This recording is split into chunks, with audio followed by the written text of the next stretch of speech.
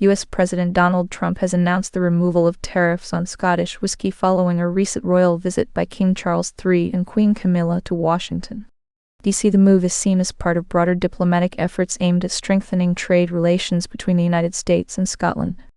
Officials have stated that this decision will facilitate easier access for Scotch producers in U.S. markets without providing specific details on which tariffs were lifted or their exact scope.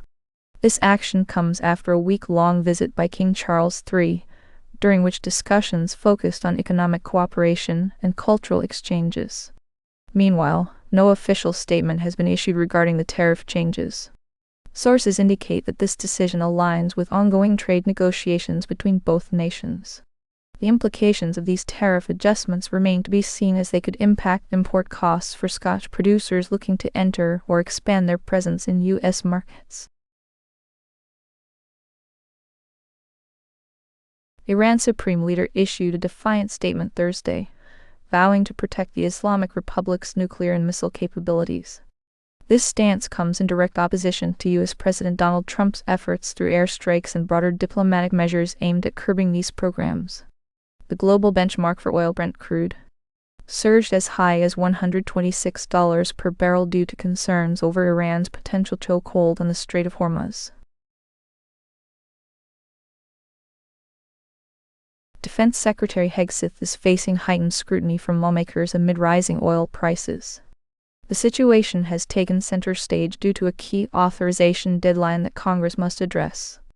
The Department of Defense, DoD, faces challenges in managing defense spending as global energy markets fluctuate. This comes at a time when the U.S. Senate and House are closely monitoring DoD's budgetary decisions related to oil imports from strategic regions like the Persian Gulf. The key authorization deadline for congressional wartime funding is approaching, adding pressure on both lawmakers and military officials. Meanwhile, specific details of potential legislative actions remain uncertain. Defense experts warn that any delay could impact U.S. security operations in critical areas around the world. For now, Secretary Hegseth continues to coordinate with various stakeholders within the government as well as international partners to ensure a balanced approach is taken regarding both fiscal and strategic considerations. This ongoing situation highlights the complex interplay between economic pressures and national defense priorities during times of geopolitical tension. Apple has reported strong first-quarter sales growth, with particular strength in iPhone sales. The company highlighted significant gains in the Chinese market under new leadership.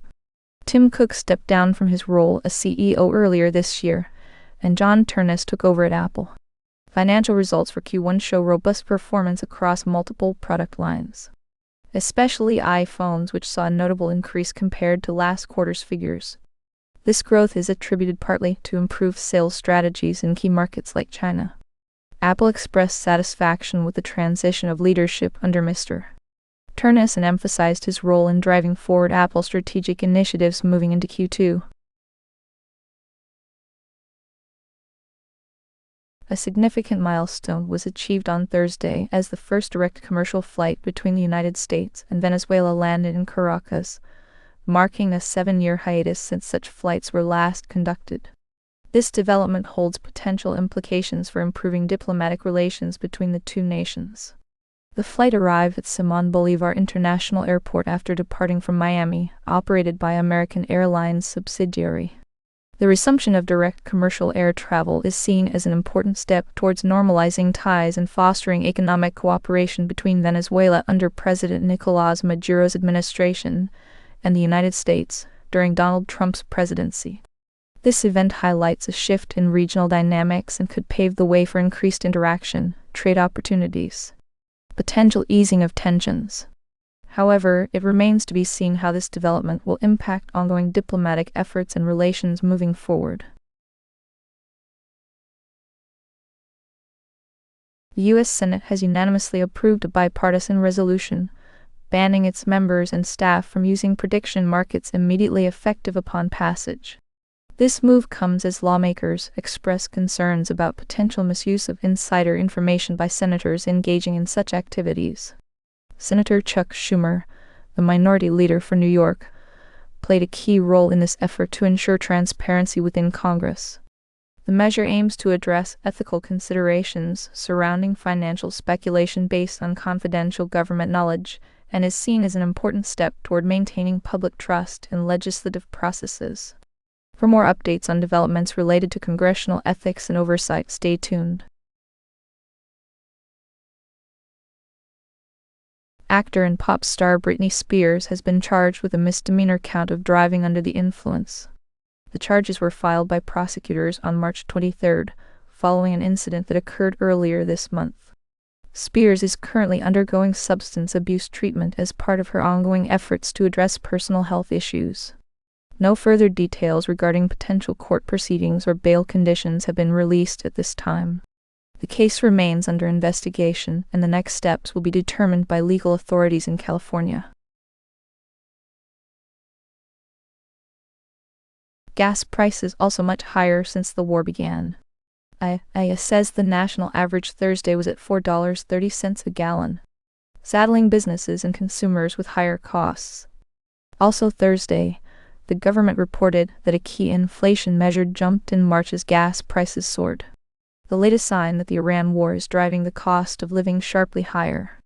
An inflation gauge monitored by the Federal Reserve rose 0.7% in March from February, up sharply from the previous month, the Commerce Department said.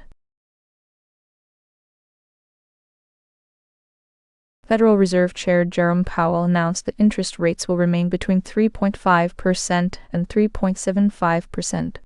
This decision comes despite hopes of imminent rate cuts, following the March inflation figure, which rose to 3.3%, its highest since May 2024. The Federal Reserve stated it would cut rates at their next meeting when conditions warrant. However, Samuel Toombs from Pantheon Macroeconomics predicts that ongoing oil price volatility could delay any potential rate reductions until as late as 2027 due to the Iran conflict's impact on energy costs and inflation. This decision reflects a wait-and-see approach amid economic uncertainty sparked by tensions with Iran.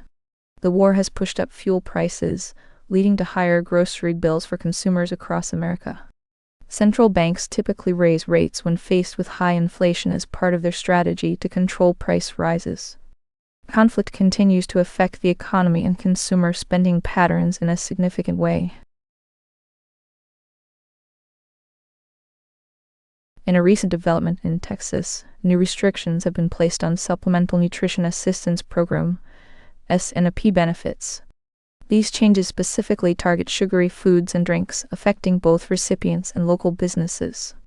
The impact of these measures is significant for SNAP beneficiaries who now face limitations when purchasing items like sodas and candy with their assistance funds. Local grocery stores report a shift in customer behavior as shoppers adapt to the new guidelines.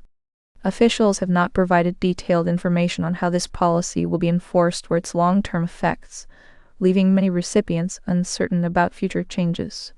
Advocacy groups are closely monitoring these developments for potential impacts on public health and economic stability within communities reliant on SNAP benefits. As of now, Texas is one among several states implementing similar policies to manage spending under the program while addressing concerns over unhealthy food choices. The full extent of this policy's reach remains unclear as investigations continue into its implementation across various regions in the state.